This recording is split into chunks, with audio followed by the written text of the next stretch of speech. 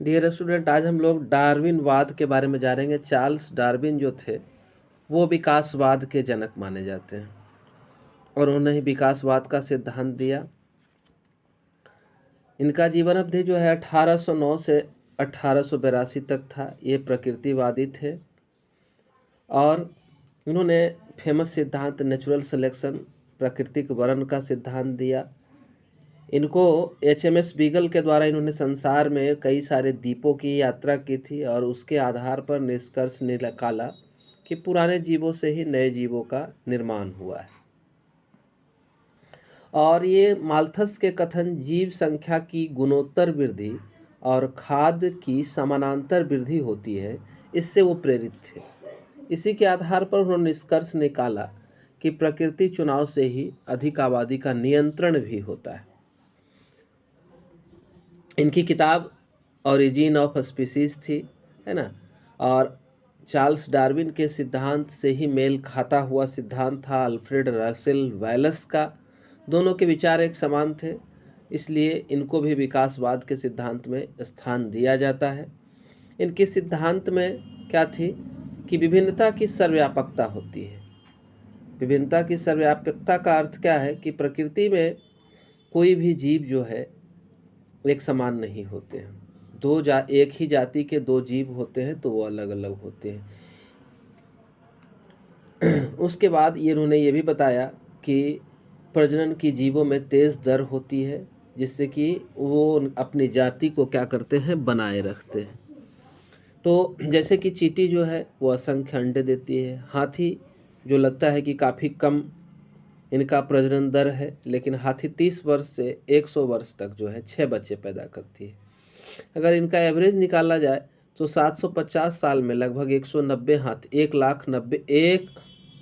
190 लाख हाथी हो जाएंगे, है ना। इसी तरह से सीप जो है एक सीजन में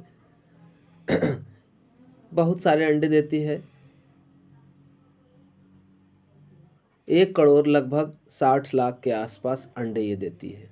लेकिन प्रकृति ने क्या किया है, जैसे जो जीव ज़्यादा संख्या में अपने बच्चे को उत्पन्न करते हैं, उनकी संख्या के नियंत्रण के लिए कोई न कोई भक्षक ऊपर मौजूद होता है जो उनकी संख्या को क्या करता है, नियंत्रित करता है। हर एक जीव में क्या होता है, अपने अस्तित्व के लिए संघर्ष पाया जाता है। संघर्ष जो होते हैं वो कई तरह के होते हैं। एक है अंतरजातीय संघर्ष। एक ही जाति के बीच जो है, एक ही जाति के जीव आपस में संघर्ष करते हैं भोजन के लिए, रहने के लिए, अपने जीवन स्तर को सुधारने के लिए, तो ये अंतरजातीय संघर्ष कहलाता है। एक है अंतरजातीय, जब दो विभिन्न जाति के बीच भोजन के लिए या किसी अन्य कारण से संघर्ष हो तो वो अंतरजातीय संघर्ष कहलाता है। इसके अलावा हर एक जीव को पर्यावरण के साथ भी संघर्ष करना पड़ता है। ठंडा है, गर्मी है, भूकंप है, बाढ़ है और भी कई सारी प्राकृतिक आपदाएं हैं, उनसे ये संघर्ष करता है। उसके बाद योग्यतम की अतिजीविता होती है और अयोग्य का विलोपन हो जाता है। ठीक है, योग्यतम की अतिजीविता और अयोग्य का विलोपन। जो जीवन में संघर्ष करते हैं वो आगे बढ़ते हैं और वही योग्य बनते हैं। प्रकृति उन्हें सहारा देती है और बाकी जो संघर्ष नहीं करते हैं, प्रकृति उन्हें सपोर्ट भी नहीं करते हैं, गायब हो जाते हैं। तो यही है प्राकृतिक चयन का सिद्धांत, है ना। और क्या है जीवों में, तो विरासत में लक्षण मिलते हैं। हम ये देखते हैं कि एक जीव जो है अपने माता पिता से काफ़ी हद तक मिलते जुलते हैं। वे विरासत में कुछ लक्षणों को लेकर के आते हैं, साथ में कुछ नए लक्षण का भी निर्माण होता है। तो इसको हम इस तरह से पॉइंट बना सकते हैं कि उपयोगी विभिन्नताओं की वंशागति होती है ना। यानी प्रकृति जब चुनाव करेगी, विभिन्नता आएगी जीवों में और जो विभिन्नता लाभदायक होगी वो अगली पीढ़ी में स्थानांतरित होती है। और लगातार अगर विभिन्नताएं जमा होती चली जाएगी, लगातार जमा होती चली जाएगी, तो ये जाति पुरानी जातियों से बिल्कुल अलग हो जाएगी और एक नई जाति का निर्माण होगा, है ना।